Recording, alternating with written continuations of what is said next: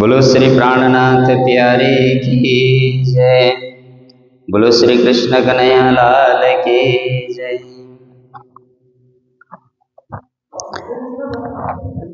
राजने मलोरे रणे राये तनु, राजने मलोरे रणे राये तनु। धर्म जाता रे कोई दौड़ो, धर्म जाता रे कोई दौड़ो, धर्म जाता रे कोई दौड़ो, धर्म जाता रे कोई दौड़ो, धर्म जाता रे कोई दौड़ो। जागो ने जो धारे उठ खड़े रहो, जागो ने जो धारे उठ खड़े रहो। नींद निगोड़ी रे छोड़ो, नींद निगोड़ी रे छोड़ो। राजने मलोरे रणे राये तनु, राजने मलोरे रणे राये तनु। धर्म जाता रे कोई दौड़ो, धर्म जाता रे कोई दौड़ो, धर्म जाता रे कोई दौड़ो। छूटक तहे खड़ग क्षत्रियों से, ताके जात हिंदुआन। छूटत है खड़ग क्षत्रियों से, धर्म जाता रे हिंदुआन। सत न छोड़ो रे सतवादियों, सत न छोड़ो रे सतवादियों।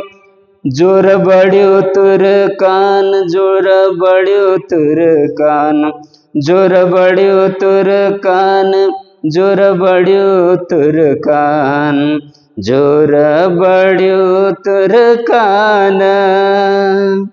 राजने मलोरे रणे राये तनु, राजने मलोरे रणे राये तनु।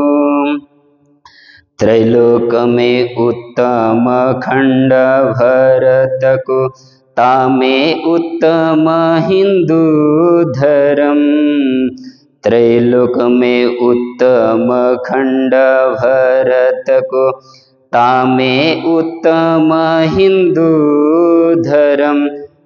ताके छत्रपतियों के सिर, ताके छत्रपतियों के सिर।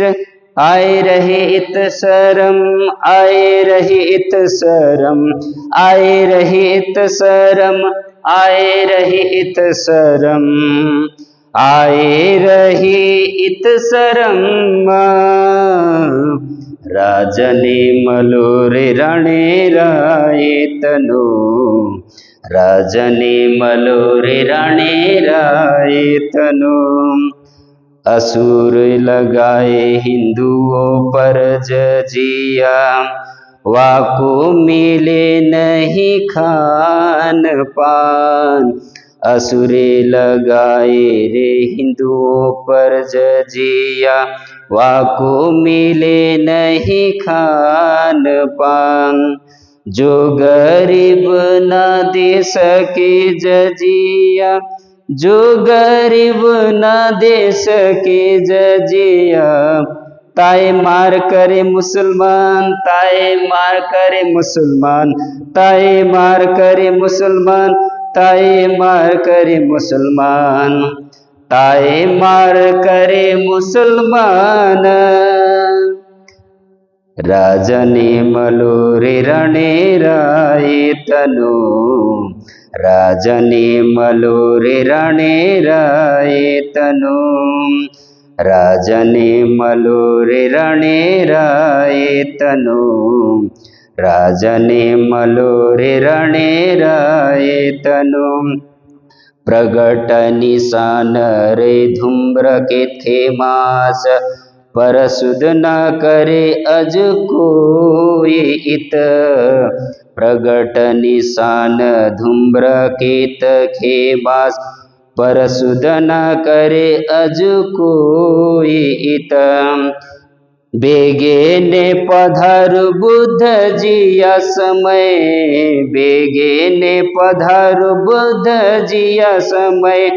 पुकार कहे श्री महमत, पुकार कहे श्री महमत, पुकार कहे श्री महमत, पुकार कहे श्री महमत, पुकार कहे श्री महमत। राजने मलोरे रणे राये तनो, राजने मलोरे रणे राये तनो।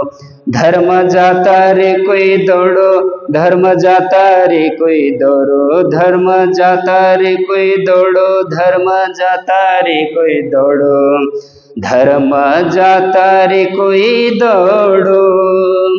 जागो ने जो धारे उठ खड़े रहो, जागो ने जो धारे उठ खड़े रहो। नींद निगोड़ी रे छोड़ो, नींद निगोड़ी रे छोड़ो। राजने मलोरे रणे राये तनो, राजने मलोरे रणे राये तनो, राजने मलोरे रणे राये तनो। श्री प्राणनाथ प्यारे की जय। हरिद्वार डहरे उठाए तपसी तीर्थ, गौ बद कहियों बिघन। ऐसा जुल्म हुआ जग में जाहिर, पर कमर न बांधिरे किन्न, पर कमर न बांधिरे किन्न।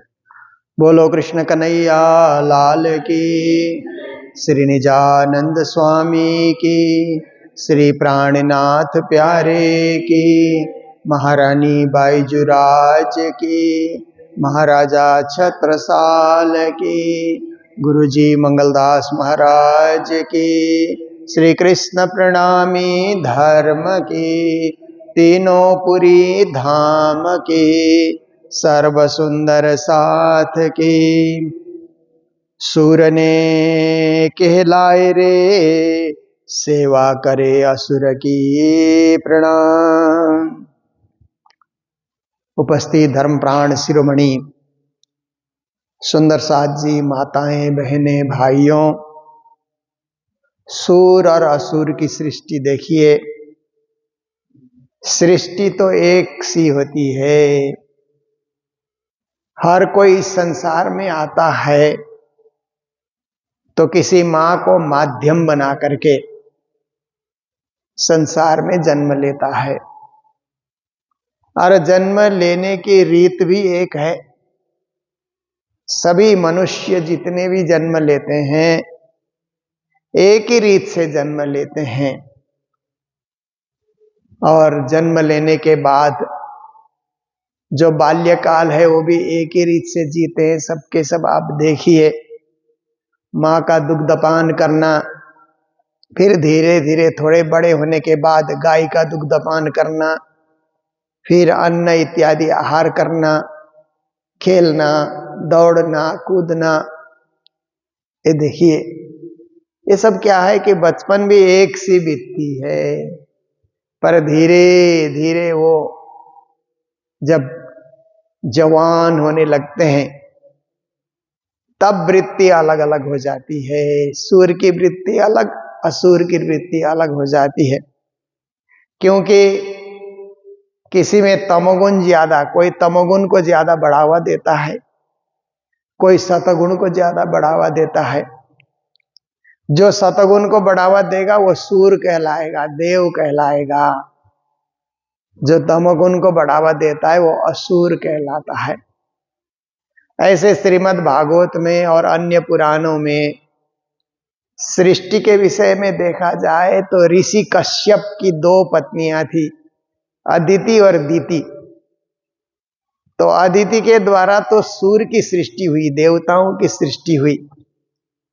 दीति के द्वारा असुरों की सृष्टि हो गई। दो पत्नियों से दो तरह की सृष्टि हुई।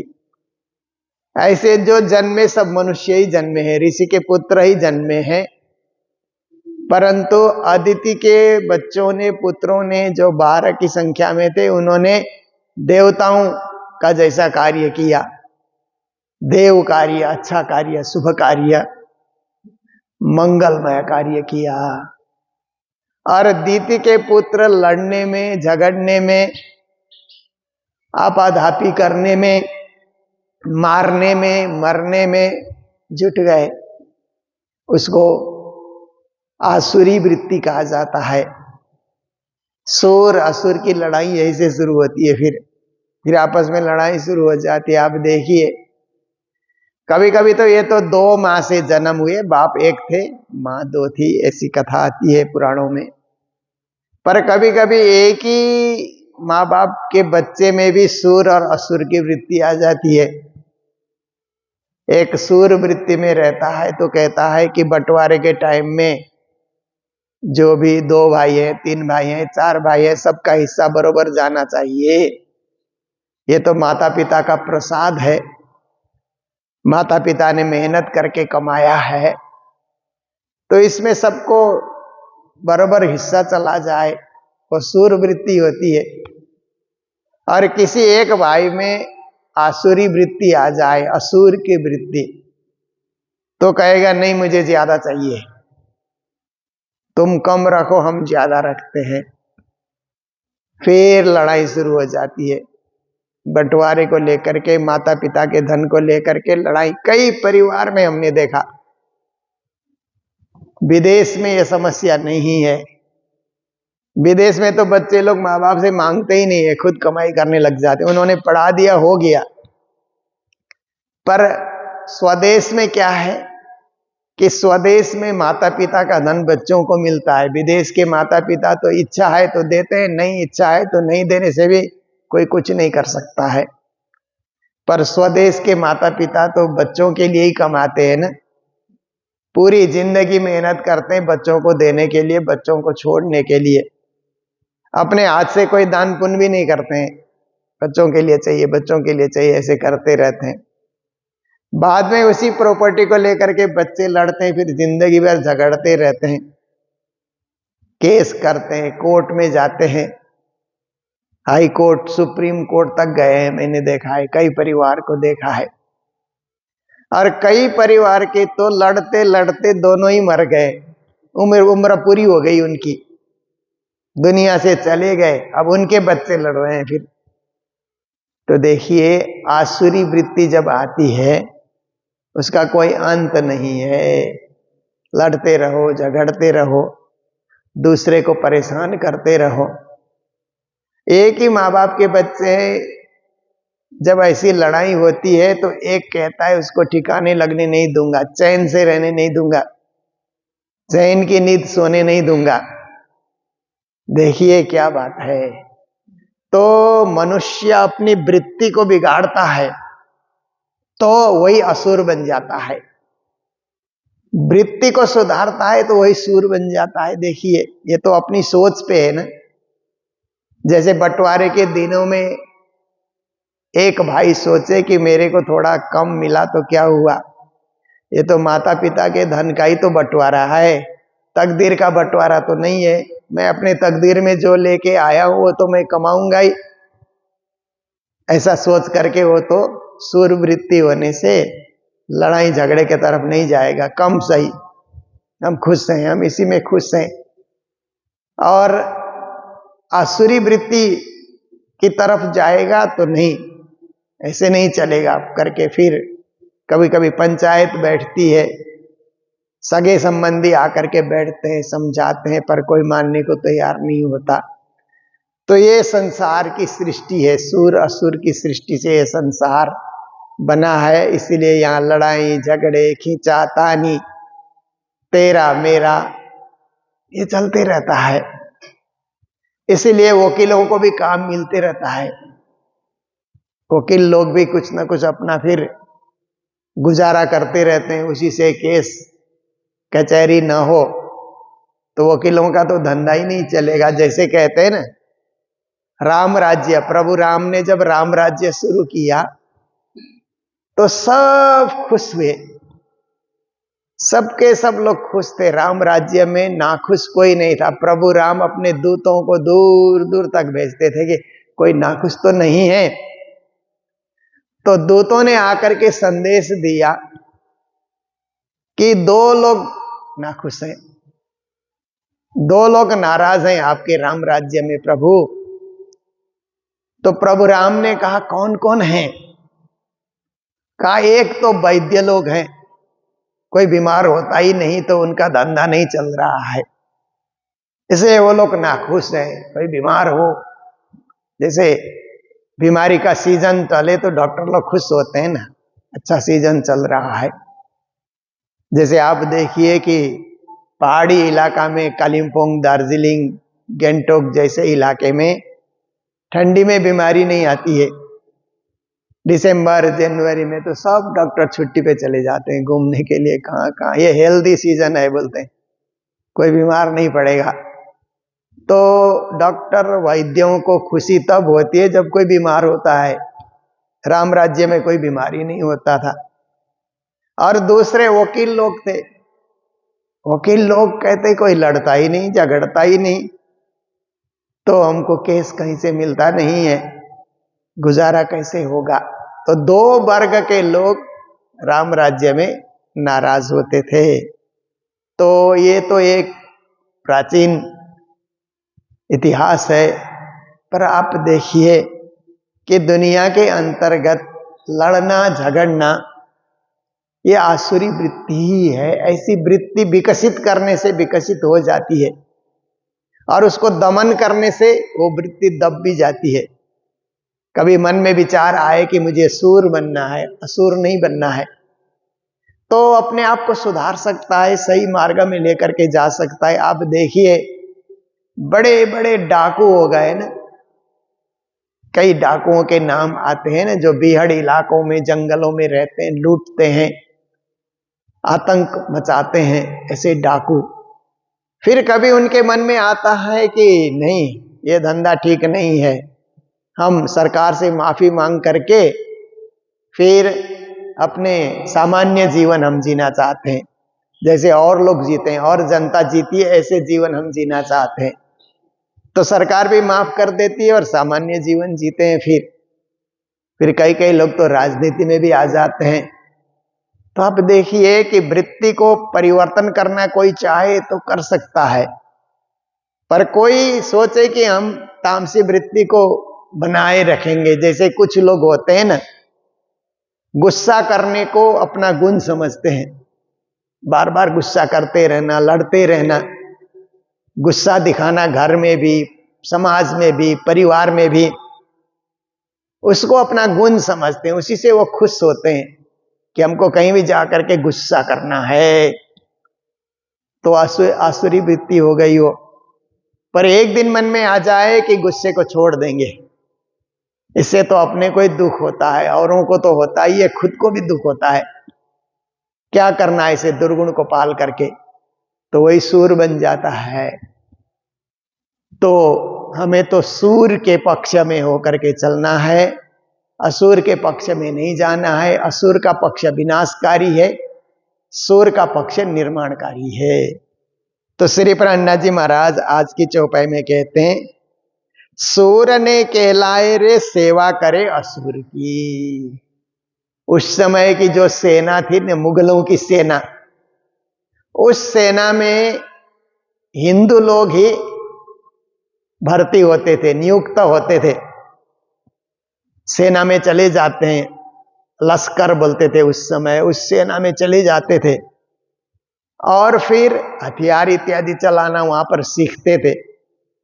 सीखने के बाद फिर जब शासक उनको आदेश करे कि यहाँ की जनता को मारो, इनके मंदिर को बारूद से उड़ा दो, इनको पीटो या इनको जबरदस्ती धर्म परिवर्तन करो, तो वो हिंदू लोग ही असुरों की सेना में जाकर के फिर हिंदुओं पर ही अत्याचार करते थे। ये मुगलों ने जीवन भर यही किया जब तक राज किया, और ब्रिटिश लोगों ने भी यही किया। ब्रिटिश की सेना में भी हिंदू लोग ही जाते थे और सेना में नौकरी करते थे।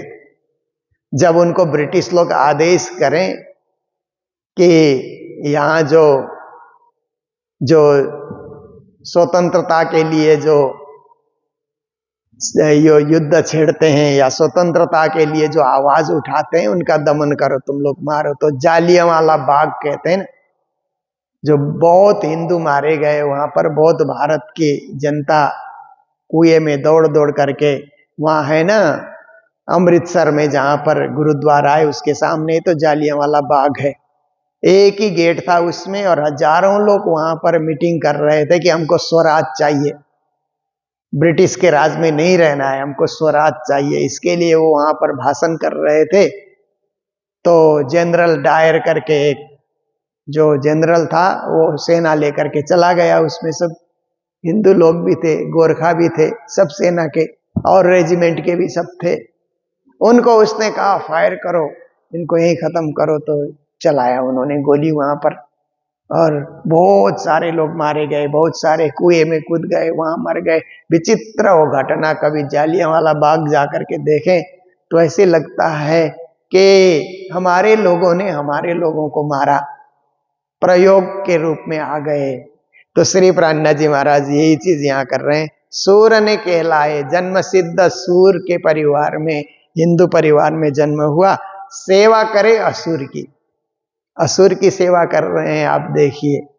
इसलिए कहीं भी नौकरी करते हुए ये ध्यान रखना है कि ये जो मालिक है सूर है कि असुर है। असुर है तो उसके शरण में नहीं जाना चाहिए। दुनिया में सूर भी बहुत हैं, अच्छे ढंग से कमाई खेती करने से, व्यापार करने से भी गुजारा चल जाता है। और कई कई लोग गुजारा करने के लिए पाप का धंधा भी कर लेते हैं, अन्याय का धंधा, अत्याचार का धंधा, ठगी धंधा, चोरी बदमाशी में भी लग जाते हैं। इसलिए श्री जी कहते हैं सूर होकर के असुर की सेवा नहीं करनी चाहिए, असुर पक्ष में जाना ही नहीं चाहिए, असुर पक्ष को सपोर्ट नहीं करना चाहिए। अगर ऐसा किया तो असुर पक्ष मजबूत बन जाएगा। उनको मजबूत क्यों करना? इसीलिए सूर को अपने सूर के पक्ष में ही रहना चाहिए, असुर पक्ष में जाना ही नहीं चाहिए। पर कुछ लोग चले गए और अपने ही लोगों पे अत्याचार कर रहे हैं। जो दारू बाए उड़ावे देहुरा, कहते हैं कि जो लोग दारू बाए मतलब ये गोला बारूद से, गोला बारूद और हथियार से मंदिर को उड़ा देते हैं। मंदिर में ही गोला बारूद चला करके मंदिर को तहस नहस कर देना, ढहा देना, मंदिर को गिरा देना, ऐसे कार्य कर रहे हैं। और सब देखते हुए उस सेना में हिंदू लोग भी लगे हुए हैं। तो प्राणनाथ जी कहते हैं ये आश्चर्य की बात है कि अन्याय कर रहा है और अन्याय को सहना, अन्याय में खुद भी सम्मिलित हो जाना कितना बड़ा देश के लिए अपराध है, कितना बड़ा धर्म की दृष्टि से एक पाप है, पर लोग कर रहे हैं। तो श्री जी महाराज कहते हैं नहीं करना चाहिए, गलत मार्ग चुना है इन्होंने। हिंदू नाम रे सैन्य तिन की होए खड़ी, नाम हिंदू है, घर में पूजा पाठ करते हैं, माँ बाप भी पूजा में लगे हुए हैं और उनके बच्चे सेना में जा कर के उस सेना में खड़े हो जाते हैं, विपक्ष में खड़े हो जाते हैं। जो अपने ही धर्म का, अपने ही देश का, अपनी संस्कृति का, अपने ही मंदिर का विनाश कर रहे हैं, उनके पक्ष में खड़ा हो जाना ये बहुत ही गलत कार्य है, ये अशोभनीय है, अभद्र कार्य है, पर लोग कर रहे हैं। ऐसा कुलिये किया रे के हेरा। फिर कहते हैं कि ये कलियुग का प्रभाव भी है, क्योंकि कलियुग में लोग क्या करते हैं कि सच्चाई और भलाई का मार्ग नहीं चुनते हैं, लड़ाई और झगड़े का मार्ग, द्वेष का मार्ग, झंझट का मार्ग, उस मार्ग में लोग ज्यादा जाना चाहते हैं। आप देखिए कलियुग में जो गलत धंधा है, गलत व्यापार है, उसमें बहुत लोग जुड़ जाते हैं ना, सही व्यापार में कम लोग जाते हैं और सही कार्य करने में कलियुग में कम लोग संलग्न होते हैं, गलत कार्य करने में ज्यादा लोग जुड़ जाते हैं। तो श्री जी कहते हैं कलियुग ने विचार को बुरा बना रखा है, युग का भी प्रभाव है, इसलिए ये जुल्म ढा रहे हैं, जो भी कर रहे हैं दूसरों पे जुल्म करना, ये कलियुगी विचार है, सतयुगी विचार नहीं है। प्रभु प्रति मारे गज पांव बांध के घसीट के खंडित कराए। फिर श्री जी ने अपने आंखों से देखा बहुत सारे देवताओं की मूर्ति, प्रभु तो देवताओं को कहा जाता है ना, बहुत सारे हिंदू देवताओं के मूर्ति को हाथी से तुड़वाया उन्होंने। हाथी को वहां पर ले जा करके हाथी अब जो है अपने सिर मार मार करके उन मूर्तियों को तोड़ रहा है, और टूटे हुए मूर्ति हाथी के पांव में ही रस्सी से बांधते हैं। प्रभु प्रति मारे गज पांव बांध के, हाथी के पांव में बांध करके, फिर हाथी चलता है तो घसीटते हुए मूर्ति चलते, हिंदुओं का अपमान करने के लिए कि देखो तुम्हारे देवताओं में कोई शक्ति नहीं है, ये बुत परस्ती हो तुम लोग। मूर्ति पूजक को बुत परस्ती कहते हैं ना उर्दू में, तो तुम लोग बुत परस्ती हो, ये बुत में कुछ नहीं रखा है ऐसा करके, ये तो मिट्टी और पत्थर ही है, इसीलिए हाथी से कुचलवा कुचलवा करके घसीट के खंडित कराए, टुकड़े टुकड़े घिस घिस करके। हाथी जब चलता है तो टुकड़े टुकड़े हो जाते हैं, जब मूर्ति टुकड़े टुकड़े में परिणत हो जाते हैं, फरसबंदी ताके करके उसको सड़क में बिछा करके, जहां से सड़क से लोग चलते हैं तो उस सड़क में बिछा करके तापर खलक चलाए, उसी के ऊपर हिंदू जनता को चला रहे हैं। नीचे मूर्ति दबा दिया गया है, ऊपर से चलाया जा रहा है।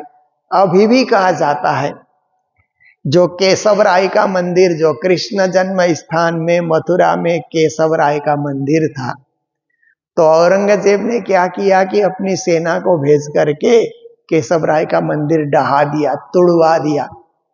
और केशव राय, कृष्ण का नाम है ना केशव राय, उनकी मूर्ति को उठा करके जहां जो शाही मस्जिद है जो औरंगजेब ने बनवाया, वहीं पर तुड़वा करके शाही मस्जिद, उसकी सीढ़ी के नीचे वो केशव राय की मूर्ति को दबा रखा है। आज भी इतिहास में ये कहा जाता है। इसलिए जैसे राम मंदिर, राम जन्मभूमि स्वतंत्र हुआ, ऐसे ही कृष्ण जन्मभूमि भी स्वतंत्र हो, इसके लिए जन स्तर से भी प्रयास चल रहा है और कानूनी स्तर से भी प्रयास चल रहा है कि श्री कृष्ण हमारे इष्ट हैं, हिंदुओं के इष्ट हैं। इसीलिए किसी काल में मुगल सत्ता ने ये सब किया, तो आज वो क्या है कि गुलामी की निशानियां नहीं रखनी चाहिए। भारत हमेशा महान रहा है, हिंदू धर्म हमेशा महान रहा है और आगे भी महान रहे, क्योंकि अब देश स्वतंत्र हो गया तो गुलामी के निशानियों को क्यों रखना, उनको मिटा दो। कोई भी देश पुराने समय में जो और लोगों ने शासन किया, उनकी निशानियों को महान समझ करके नहीं रखता है, उनको मिटा देता है और अपने पूर्व के इतिहास को फिर से कायम करता है। किसी समय हमारा देश कमजोर हुआ तो कमजोरी की निशानियों को सजा करके क्यों रखना, उसको खत्म किया जाए और पुराने फिर प्राचीन इतिहास को फिर से स्थापित किया जाए।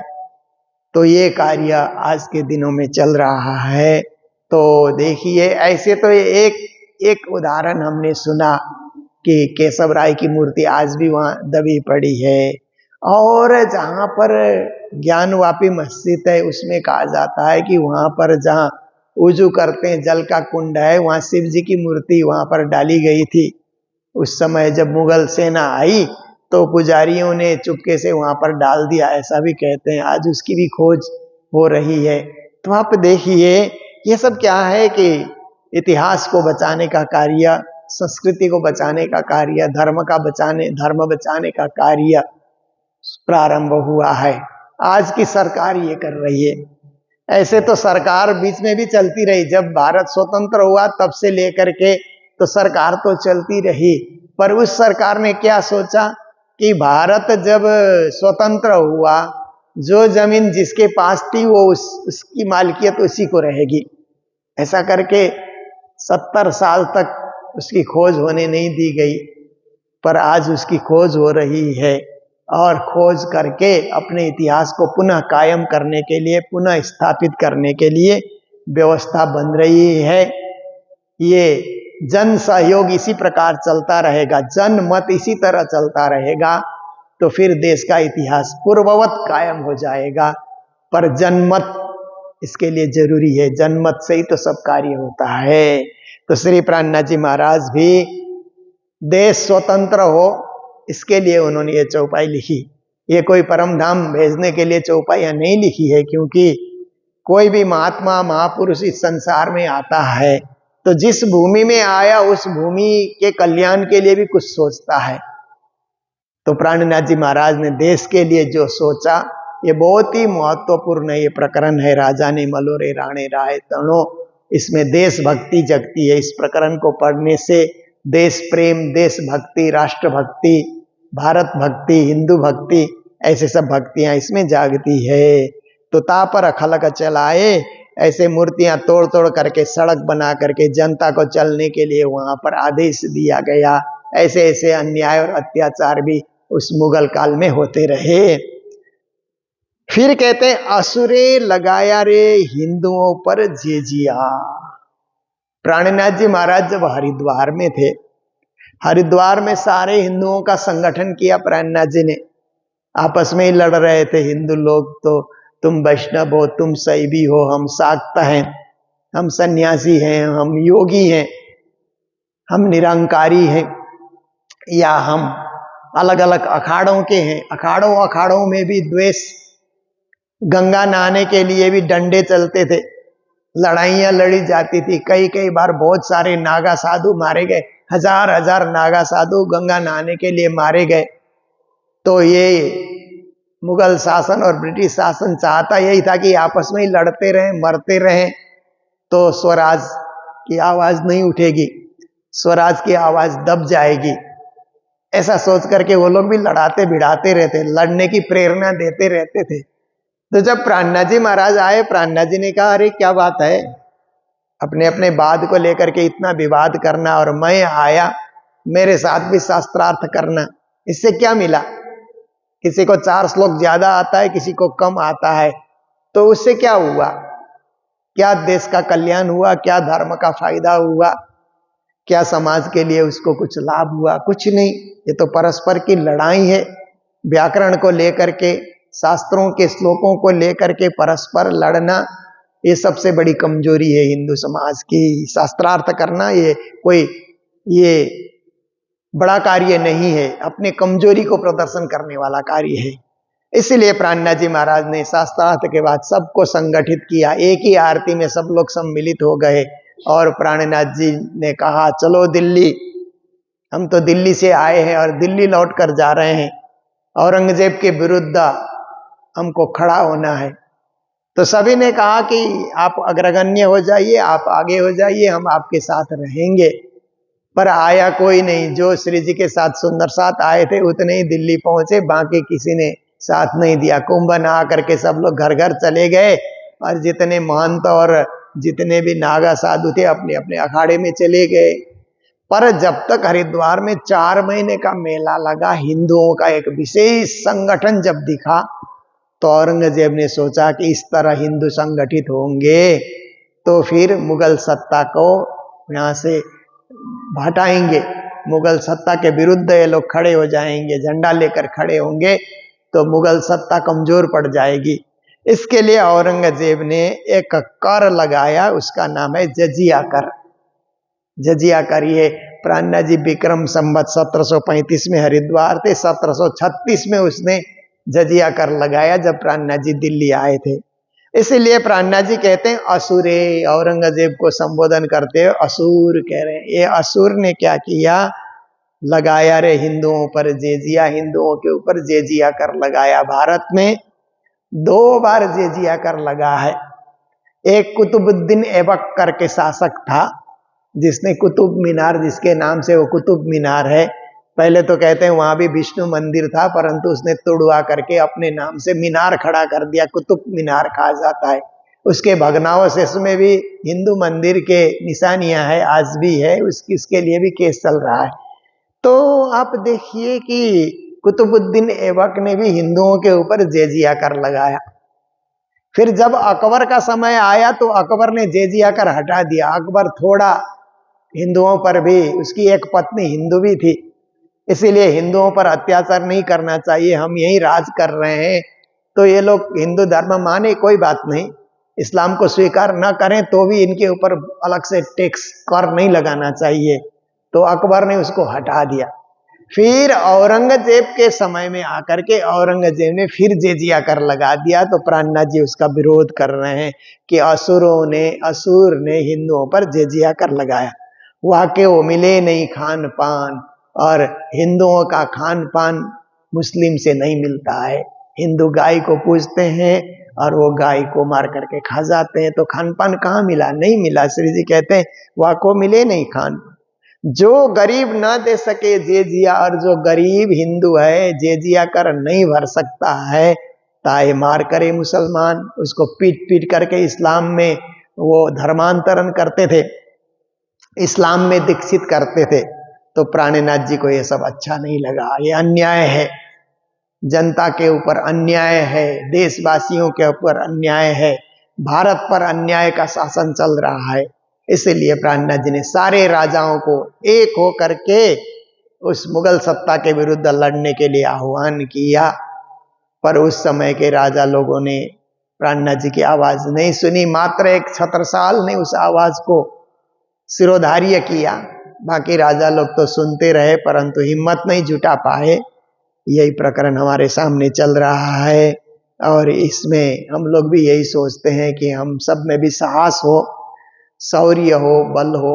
ठीक है, हम लोग सूर की सृष्टि है, सूर वृत्ति में रहेंगे, पर धर्म रक्षा के लिए कहीं खड़ा होना हो तो उस समय हर एक को खड़ा होना ही पड़ेगा। हर एक देश के नागरिक को देश बचाने के लिए देश की सेना भी बनना पड़ेगा। मात्र नागरिक नहीं, वक्त ऐसा आए तो देश की सेना के रूप में भी उसको खड़ा होना होगा। ये श्री जी का आदेश है और इस आदेश को हम लोग भी स्वीकार करके चलते हैं। तो आज का समय हमारा पूर्ण हुआ, यहीं रखते हैं आज के प्रसंग को। ये प्रसंग तो और 2 दिन और चलना है हमारे बीच।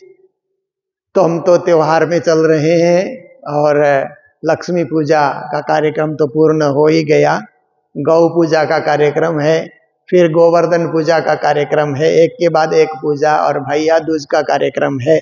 हर कार्यक्रम को मंगलधाम में उत्साह के साथ, प्रेम और भाव के साथ मनाया जाता है गुरु जी के समय से ही, और इस बार भी उसी तरह, उसी श्रद्धा और उसी भावना से हम लोग संलग्न हैं त्योहार बार मनाने के लिए।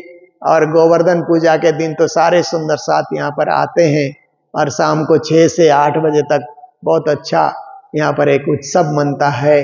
गोवर्धन सिर में धारण करके यहाँ पर आरती उतारी जाती है। गुरु जी के समय से ये चल रहा है, उसको भी हम लोग अच्छी तरह से मनाएंगे, पालन करेंगे, और वो सारा दृश्य ऑनलाइन हमारे श्रोताओं को रिकॉर्ड करके दिखाने का प्रयास करेंगे। वाणी चर्चा के साथ गोवर्धन पूजा, गौ पूजा, और भी जो भी यहाँ पे मंगलधाम में पूजाएं होती है वो सब रिकॉर्ड करके दिखाने के लिए प्रयास किया जाएगा। तो इन्हीं शब्दों के साथ आज के दिन राजभोग और भंडारे की सेवा मुंबई से परमधाम वासी श्रीमती जयाबेन लक्ष्मी दास मधवानी की पुण्य स्मृति में उनके सुपुत्र अभय और पुत्र वधु प्रीति तथा राइम बिमल पंजयानी के सुपुत्र जिहान के जन्मदिन के शुभ अवसर पर सेवा प्राप्त हुई है। तो अच्छा, रश्मि है यहाँ पर, रश्मि बिमल पंजियान। रश्मि तो लक्ष्मीदास जी की पुत्री है, तो ये अभय और रश्मि ये दोनों मिलकर के ये सेवा दे रहे हैं माता पिता के नाम से, और रश्मि के पुत्र जिहान के जन्मदिन के अवसर पर ये सेवा हमें प्राप्त हुई है। तो हम दोनों परिवार को मंगल बधाई देते हैं, मंगल कामनाएं व्यक्त करते हैं कि राज्य की कृपा आप पर बनी रहे। इन्हीं शब्दों के साथ आज के प्रसंग को विराम दे रहे हैं। बोलो सतगुरु महाराज की, श्री प्राणनाथ प्यारे की, सर्व सुंदर साथ की। असुरे लगाया रे हिंदुओं पर जेजिया,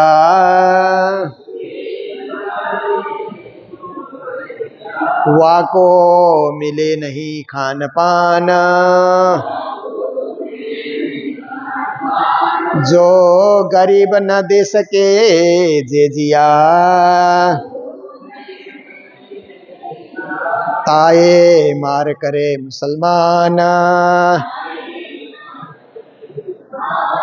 ताए मार करे मुसलमान। बोलो श्री प्राणनाथ प्यारे की, श्री धाम के धनी की प्रणाम।